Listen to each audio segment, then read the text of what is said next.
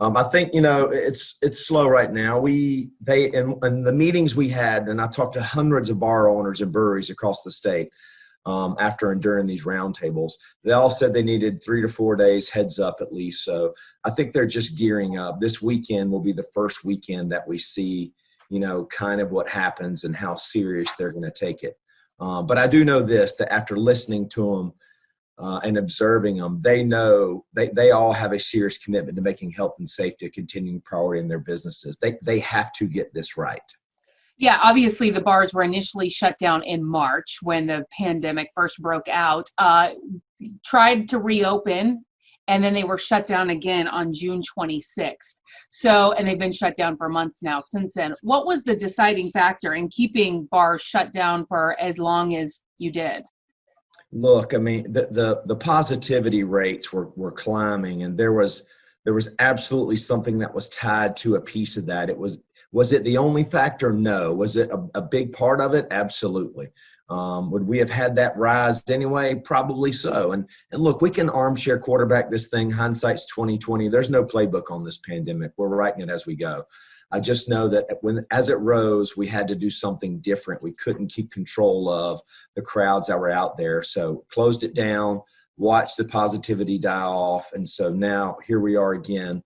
We are attacking it different this time. And then listening to all the owners, like I said, they know they have to get it right this time. So how are you attacking it differently this time? Because there are restrictions that are in place like there were the first time around. Yes, ma'am. So what we're doing right now, we've changed our shift for our ABT officers out there. We're going from 4 p.m. to 12 a.m. We're going to be actively patrolling and looking for these hot spots or those places that we know get crowded during specific times.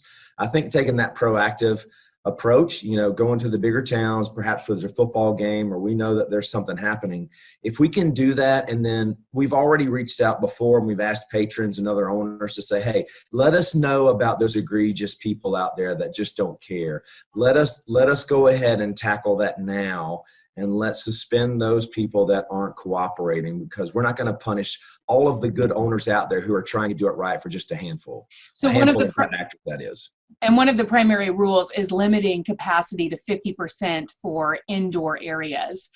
Is that the primary thing you guys are going to be looking for? Yes, ma'am. It's 50% and seated service, and it's overcrowding. That's the biggest thing. And it when you walk into a bar, you walk into an establishment and you see you can see a bunch of people that are crowded together without giving them without the social distancing or just giving people space. Right away that bar owner is probably not paying attention to it. And it's something that we need to pay attention to ourselves. It seems like this could potentially put a bit of a burden on bar owners if they open their doors and say, game day, they start getting a crowd. Obviously, they love to have customers coming back through their doors, but it's going to be, it sounds like, primarily up to them to then shut their doors and tell people they can't come in if they reach 50%.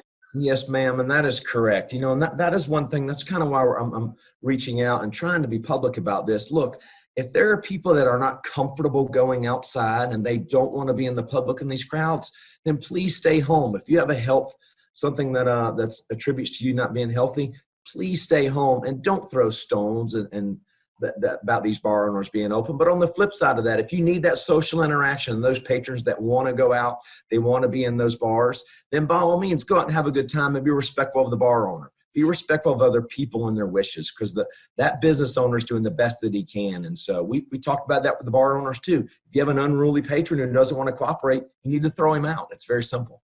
You mentioned that you're going to be shifting your inspectors' hours so that they will probably be in the busy drinking hours, if you will, looking at these bars, and they're going to be visiting some hot spots. Any hot spots in Central Florida that you can share with us that you will be targeting specifically? Well, Pinellas County, we've had a lot of complaints. I mean, Hillsborough County, we had some complaints. Orange County, that I-4 corridor, which is heavily populated anyway. We're going to look at that. We also got to look at that northeastern corridor. But and then this does not affect Dade, Broward, and Palm Beach County right now. So we are staying out of those three counties. We are working with local law enforcement all over the state. I will tell you, I've talked to a lot of sheriffs, not every single one, but a lot of sheriffs in the big counties, and they have been more than helpful and cooperative on helping us find out those places that are overcrowded. If you've ever visited Orange Avenue, say at 1 a.m. on a Friday night, it's pretty packed at times. Sometimes it's shoulder to shoulder, especially with Halloween coming up. It's all in other events. There are always big events going on. So can you police that or patrol that, all of the people gathering outside the bars? No, ma'am. And I'm glad you brought that up, because that is something we've been concerned about. We can't police outside. Outdoors is okay. Look, heat and humidity, we know that this virus does not work. And so a line outside of a bar, we've had pictures of that, and we go to visit that bar, and that bar is they're operating within their parameters. So, we can't police the city sidewalks per se. Again, that's kind of where we reach out. And we're trying to tell everyone we can, hey, just be respectful of their space. If you're outside and you're drinking, be cognizant of it, give people space, and let's spread it out. We can't police the roads. We can only police the establishments. Let's say, God forbid, the cases start spiking again and we see a positivity rate of over 10% like we did earlier in the summer. Then what? Well, I tell you what, that was part of what we took from some of the roundtables. We have a lot of they gave a lot of great ideas of what we can do to kind of help control this again, so we can avoid another shutdown. And I appreciated all those bar owners and breweries that sat down. They tried to be part of the solution rather than complain about the problem.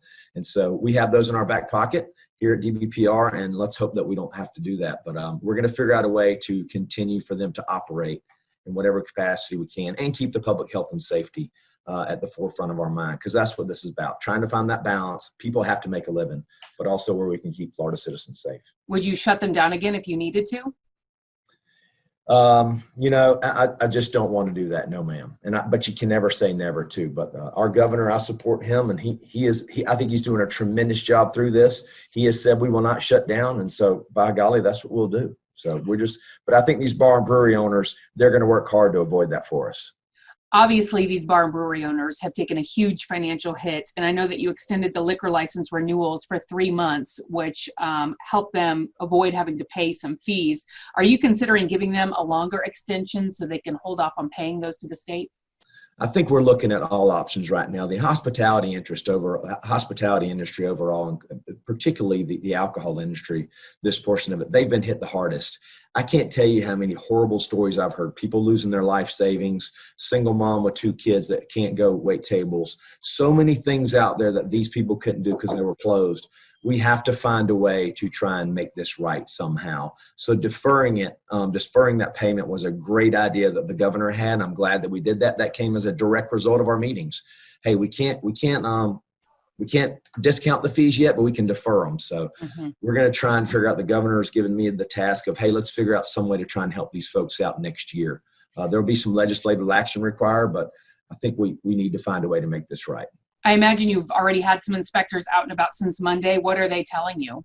Right now, it's very quiet. So, Mondays, Tuesdays aren't big bar days anyway, but all the regular patrons that were out, they were very excited. I got a dozen text messages. So, hey, thanks for opening back up. Thanks for letting us back in here. So I love seeing the happy side of it, though. I think as we move forward, people are going to tiptoe back into it. I think we're going to be okay.